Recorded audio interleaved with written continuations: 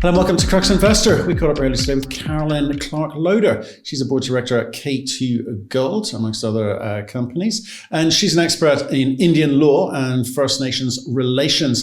And we talked to her about those topics in the context of Biden's executive orders being signed and its impact in the mining industry and people's concerns around that. Fascinating conversation. If you're into any of that, you should definitely watch this. And if you want our thoughts and opinions on the conversations, the topics discussed, and indeed K2 Gold, you can find that at cruxinvestor.com/club, where you can also find detailed company reports and analysis. We've got training courses on there to help you with your diligence process. We've got commentaries from other experts on other macro topics affecting the world of investing in mining. Plus, we've got summaries of interviews that we've done. In fact, all of the interviews that we've done just to save you some time because we know you're busy. And most importantly of all, you can join a thriving community of investors sharing their thoughts and ideas with each other in a nice, friendly and safe environment, free from judgment, trolling and abuse. If that sounds nice to you, go and join them at cruxinvestor.com/club. And of course, we love your feedback too. So do give us a like. It'd be appreciated. If your thoughts below, get back to absolutely everyone. And if you want to see precisely what we talked about today with Carolyn, take a look in the description below. Carolyn, how are you? I'm fine, thank you. Well, thanks for joining us. We actually spoke off camera a couple of weeks ago because I wanted a little bit of insight into tribal law and such matters, and you are an expert. And I had a fascinating session with you. We spoke for about an hour, didn't we? Yes. I can talk a bit, can't I? You can. I was just intrigued. Anyway, look, hello and welcome back. And for folks who weren't on that phone call, where in the world are you? I am in Tempe, Arizona. Beautiful. Well, is it? I guess the weather's rather nice over there. Perfect. Okay, good. U.S. spring training going on. Is that right? What's that mean? Yes. I don't even know what that means. What is that? Baseball. Oh, dear. Baseball? Oh, dear. Is that a sport? Oh, you're tough. Who's your team? Well, the Arizona Diamondbacks, of course. Right, okay. They're the best in the nation. Of course. Okay. You're not giving much away. Okay. I'll have to look up this baseball thing that you're talking about. It sounds fascinating. Okay. Well, look, you're part of the K2 Gold board. Yep. And I thought it'd be really interesting after our chat for the rest of the world to hear you talk about a few things too. So I appreciate you joining us. And I would normally kind of go through, company stuff here, but I think there's some very specific things that you've been brought on to help the company with because of your expertise and background. So we better start off with understanding a little bit about you and your experience. So tell us a bit about the experience component first, and we'll move into what you've been brought on to do. Yes, I was brought on last year to K2 Gold's board of directors as an independent director.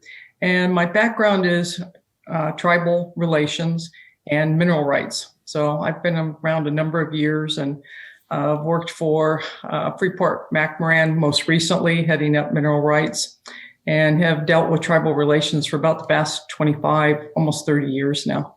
Right. It seems to me, and that's a long time, 25, 30 years. It's kind of like it was before it was a thing in mining. Good point.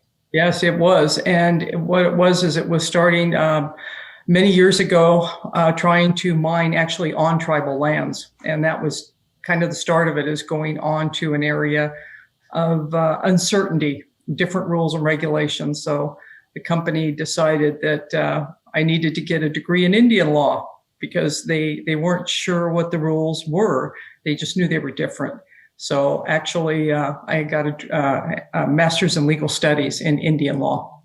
See, what interests me about all of this, and and we'll kind of get into some of the subjects we've covered previously, or talked about last time we spoke, was that 25, 30 years ago, it just kind of seemed like mining companies just ran roughshod over things like that. These First Nations didn't feel like First Nations had a say in things, but recently it's become the kind of de facto ESG topic where, large funds are demanding that companies have systems in place, processes in place, a position and statements ready to go. So how have things changed in 30 years? Have they changed, or have I kind of got am I reading that situation incorrectly?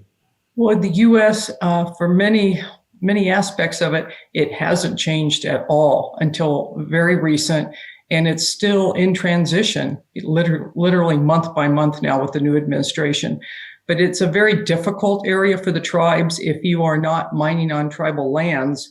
Many of the federal agencies, they are required to consult with the tribes, but they would do it too little, too late. And those were kind of the words that most all the tribes used: too little, too late, or they didn't consult with them at all. Right. And more recently, I'd say in the last 10 years, many of the federal agencies started doing a better job, but I think the tribes would say they really did. It was still too little, too late. So the new administration is really the start of tribal consultation. It's kind of interesting to me because it seems that the core of most board discussions and processes these days, because they need to do it because I mentioned large funds are demanding it, but there's still little understanding of it. So First Nations is one thing, and then you've also got the locals to deal with, right? They've also got their own demands and situations. And we're seeing this all over the world. We're seeing South America, big issues down there, just with how you deal with, the local population at the states level or provincial levels. Same thing in Canada, where I think the First Nations have taken a much stronger position than I'm seeing down in the United States. I mean, are you, with your experience, are you seeing different parts of the world behaving differently? Are some of the First Nations a little bit more empowered in some places rather than others? Yeah, I think particularly in Canada, I've said that they're probably 12 or 10 to 12 years ahead of the US. But with the new administration, I think we're going to catch up on that. But that's yet to be seen. It's a new area where the regulations and the policy haven't really been written yet and haven't even been implemented. So we may be still a good, hopefully only 7 to 8 years behind. And I think the tribes would say hopefully only a few years behind. So right, you studied law, tribal law. Can't be too many people studying tribal law 25 years ago. Were you able to put it to practice? I mean, did it matter? It mattered a lot. And actually, I only got my law degree about less than 10 years ago, because we were having issues, the company I worked with at the time. We just didn't understand. We were treating everything like standard corporation contracts. And there were hurdles that the company was, why did we go down that road? We didn't know this. So yeah, my background's actually geology. And my master's is in geography with an undergraduate in geology.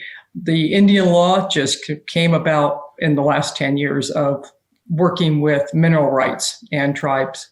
Okay, so what are the learnings? Because this is for an audience of perhaps all capabilities, all levels of experience, and perhaps in mining investment, and perhaps people who are coming in from outside, having been in the technology space or bioscience or whatever they've been investing in it. This is all new news to them, and I suspect for a lot of people, even though more experienced, tribal law is going to be new to them. So what's the difference? What are the differences in tribal law versus regular federal or state law?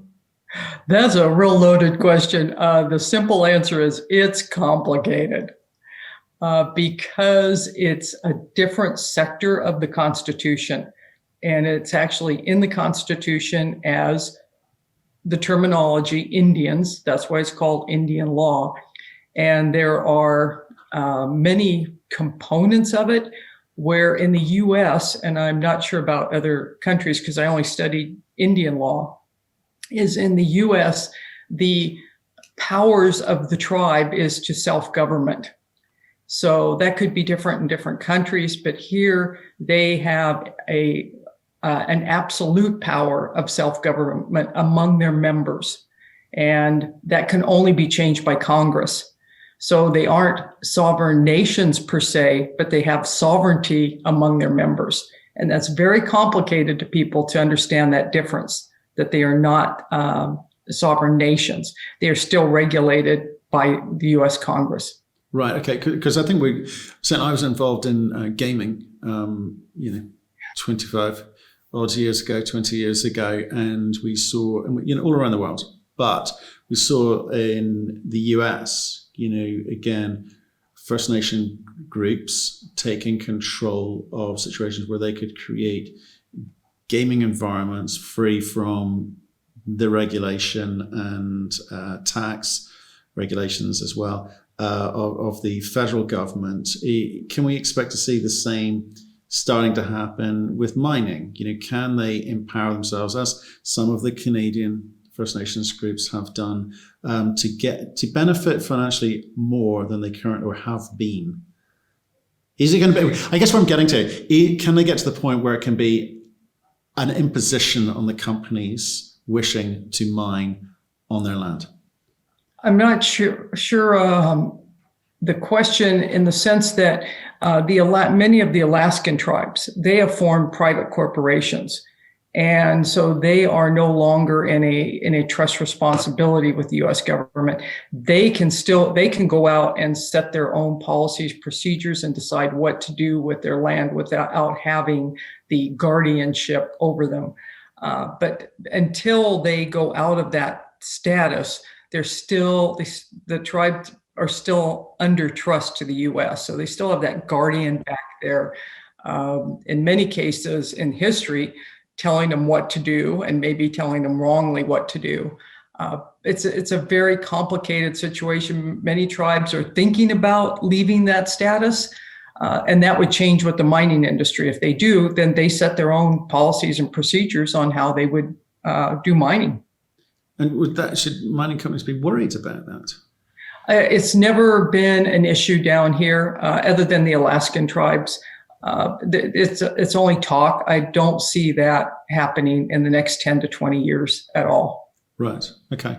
It's a legitimate question and concern if it's legally possible for them to start creating scenarios where it makes it difficult for miners. But let's talk about the political situation, if we don't mind. Obviously, you mentioned it briefly there. Biden's come in. And I think a lot of Republicans are going, oh no, this big green new economy, it's going to be restrictive on our ability to, mine, to develop mines, or even explore, or even get licenses and permits. Is that the reality? Well, right now, there's a lot of rhetoric on the news, and there's certainly been no shortage of executive orders in this administration. But that's been true of all the administrations. For the most part, I think it's safe to say that there really isn't any change in terms of particularly K2 Gold or other companies, in precious metals. There really isn't any change from the previous administration to this administration. There is a process, there's regulations, there's rules, and you have to follow that process, irrespective of who's in office. The only change is how the policies are going to be developed. And we're still early in this administration, and we're still going through cabinet appointments. The first Native American from the Laguna Pueblo, Deb Haaland, was just appointed Secretary of Interior. That was a big deal. But we're already into March, and the clock is ticking, and elections will be coming up for the next round of the Senate. So there's a lot going on in the U.S. On the radar screen, we're pretty low on the radar screen, the industry as a whole. Right. Okay. So you would hope it's business as usual. There's lots of other things to worry about. So the mining industry has no concerns, because we obviously saw the pipeline.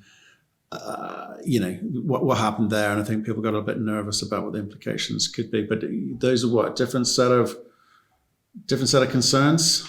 Different set of concerns, and those are really the big ticket items. Those are going to get a lot of attention, and those are going to go through the courts. I mean, there's already lawsuits on all those, but the rest of the nation is pretty much business as usual. Is going through that process, doing your due diligence, filing your applications, and doing the most important thing now is doing stakeholder engagement. If you don't do stakeholder engagement, you're going to get a backseat. Right, and I do want to come on to that, but I just want to understand some of the moving parts as well. So I want to talk about sort of mineral rights, mining law, surface rights, permitting process, etc. So let's try and explain to people what those things are. So maybe start with sort of mineral rights. What does that mean? In our case, we're on federal lands, and the rules are different whether you're on state lands, private lands, federal lands. In our case, we're managed by the U.S. Bureau of Land Management. You can also be on Forest Service lands. There's all different agencies. In the case of K2 Gold, the agency is the Bureau of Land Management, and they're under the Department of Interior. That's why the Secretary of Interior is important to us as to who is appointed. If you're on Forest Service lands, you're under the Department of Agriculture. So it's you might say it's a little disjointed from the mining side, is that you can be on different agencies, but those are primarily the major agencies. And so with federal lands, there is a mining law. It was started, it was May 10th, 1872. And that's when you hear of all the claim staking, where you go out and mark your claims. And back in the gold rush days, California, the mother lode. And that mining law is now called the General Mining Law. And it has been updated over the years. And that's the one's in place. And that's the one that, again, we follow the process of the mining law. And we have the rights to the minerals if they're economic. That's called a valid claim. But we still have to deal with the surface owner, so to speak, which is the Bureau of Land Management. Right. Okay. And I wanted to sort of talk about these in the context of when companies are sitting on First Nations land, if I may, because I get the kind of federal, state, and then I guess would First Nations come under private, or is it held separate, its own category? Mm-hmm. Right. But still they have to follow the rule of law. Federal and state. For the most part, they're pretty much on the federal category. The environmental process is the same for them, but there are specifics that are just applicable to them in certain areas. Right. So when you're talking to these First Nations, and because it's not just you got to get people to buy into the idea of someone wanting to come and mine on their land, and we've had conversations with uranium companies where First Nations groups, back in the 40s, 50s, and 60s, perhaps were exposed to situations that they wouldn't be today. But there's still that legacy view of mining companies as mining certain, minerals on their land, which just stays there. And likewise, if mining companies have previously been in an area and left it in a certain state, which is unacceptable to whether it be locals or First Nations, you've got legacy issues to deal with. So when you're talking to First Nations groups, how do they view these mining companies coming in? I think it's important to kind of understand the psychology before we start the conversation. It depends on whether you're on their lands that are set aside for trust for them. The generic term is a reservation. There's many different terms. If you're coming onto their land, that's a different discussion. Or are you coming onto lands that may have been part of their territory or part of their ancestral lands? Two very different tracks, right. Day and night different. You're going onto their land, you need to have their permission. If they're territorial or ancestral lands, that's a different discussion. Then that needs to be dealt with as a stake. Then they are just a stakeholder at that point. But they have control if it's on their land. But talk to me about the psychology here, because they've got all this history there, and they have been invaded, right? And a bunch of grey-haired old white men coming on and going, we want to be mining here. We'll be starting next year, and they're going to be going, well, hold on a second. We've got some thoughts about that. I mean, what are the sorts of conversations that, because we two things. One, we've had investors, write in and say, well, what the heck do we need to ask these guys permission for? We're going to give them jobs and money. They should just sit down and shut up, right? Literally, I've had those messages to me, and I'm sort of jaw dropped, right? And then you've got CEOs who kind of walk into an area they come from some other part of the world, and they walk in and go, right, let's just get on with this thing here. And they don't understand why they're being held up. It doesn't make sense, and they can't explain it, and they don't know what to do. The difference is that, particularly with K2 Gold, is we have a great group, and it's what do we need? The first question was, and that's why they brought me on board, is what do we need to do to not misstep? And I said, the first thing you need to do is we need to go meet with the tribes. And we did meet with them, and very same comment was, you should have been here years ago. Well, we just acquired it. We apologized. We're here now. And we were the first to meet with them. And by that, I mean, instead of meeting with other stakeholders, we met with the tribes first. And that was important, and said, what are your issues? And there are members of the tribe, there are activists in the tribe who say, we don't want you out there. Understood. But we do have our rights to be out there in this case, out on their ancestral lands. How can we make this work? So what we did is we voluntarily agreed to hire their cultural monitors during our drilling. We didn't have to do that, but we took them in and said, while we're drilling, inspect the drill pads, look for artifacts, whatever it is an issue culturally out there, let us know. Let us know if we shouldn't be in one area, if we should be in another area. And it literally, it was a learning experience for both sides. Okay. So that's what you've done, and those were the objections thrown at you. But how severe can this get? I mean, how problematic can it get? What are the concerns? Am I right to say they look at these people coming from outside and walking roughshod over them?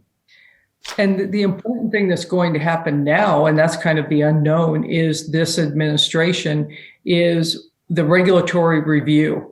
Is what is the new Secretary of Interior, how is she going to handle tribal consultation? Are there going to be some rules put into place that the tribe, I believe it's going to be that there's more consultation, more talk. The industry may be concerned about delays, but it's still going to come down to, if you're not on their land, how can you resolve it? What are their other issues that they may need? Maybe it's a cost sharing. Maybe it's tribal employment, and each tribe is different. Some have gaming, and that's not an issue. It's like we have enough in this bucket, but maybe they have other needs for healthcare issues and things like that. It's conversations, and the companies that are willing to have those conversations will do much better than those, as you say, that just come in to say, we have the right, we're not going to listen to you. That doesn't work anymore. We have to listen to them. You have to listen to them because it's the right thing, ethically, morally, all of those good reasons. But do the mining companies still have the ability, through the permitting process, through licensing, through just mining code, etc., to ignore that and just go through a process? Are the First Nations incorporated into a process of obtaining your permit or your license, or is it just an irritation off to the side? I mean, I just want you to help me communicate how important it is, so people understand the need for roles like yours and other people like you. I think the key word is delay and expense. If you don't do it, you're going to have delays and expense, and then that has ramifications that just spin off. There are companies that are years and years behind because they are playing catch up to the tribal consultation process, and that costs money. and things change, commodity prices change, and that's impacted those companies who didn't play ball, using the baseball analogy, fairly right from the start. Is if you follow that process and you do it correctly and you engage with them and find out what the needs are and mitigate those. You have to mitigate them. There will be conditions. Then there really is no issue. But if you fight that process and you don't follow it, you're going to have, you eventually probably will get your project, but it's going to be costly. So you can put a number on that, or companies can put a number on it and go, it's worth us expending X dollars now. It's an inconvenience. Who wants to? We're going to get there. But you go, there's a time cost analysis done. You go, we will allocate this amount of money and time and effort to this, or else it could be terminal. Potentially. I think you hit a really good point. Is the old school way was a certain percentage was very low. The new school way is you better up that percentage. Right. Okay. That's fascinating to me. I mean, so where you're at with the permitting process, I know you engage with people, etc. But are you expecting any delays? Because that's one of the things I was going to throw at you guys. Is like, oh, never get the permits you need. The license will just take forever. This is going to just take an eternity to kind of get going and get to the pace that you think you're capable of getting to. So how are things going? They're going really well. And because of the timing, I don't foresee any issues with delays or increased costs, because I don't see having tribal cultural monitors. We don't view that as an ancillary cost. That's part of doing business. That's the right thing to do. So the company has accepted that that's the right thing to do. So for us, it's not anything other than business as usual. We need to have the cultural monitors. We need to mitigate for their concerns that the tribe has expressed, and everything is in order at this point. Right, everything's in order with you guys. But okay, for other companies, because again, one of the pushbacks, some of the questions we got sent in previously when we interviewed K2 Gold was the fact that state just doesn't like mining. It's going to be a nightmare for them or anyone else who tries mining there. And I know there's some big names operate in and around you, but is that true anymore? Was it ever true? Or was it just a case of you just got to follow the process and you'll get there? Yeah, your questions are spot on. California has always been considered the most difficult state. But I think the distinction is in terms of the regulations. They have the highest regulations in terms of their reclamation bonding, in terms of air quality, whatever any other state is doing, they'll either bump up or bump down the thresholds. So it isn't a matter of whether it's a difficult state, it's just different standards. And California has the highest standards. As long as you can meet those standards, it's not difficult. Well, you got to meet them economically. There's the challenge. Yeah. But the point is, they aren't setting you up to fail. They're just setting you up and holding you to a higher standard. Yeah. And you can make money? As long as you can, yes, it depends on the prices.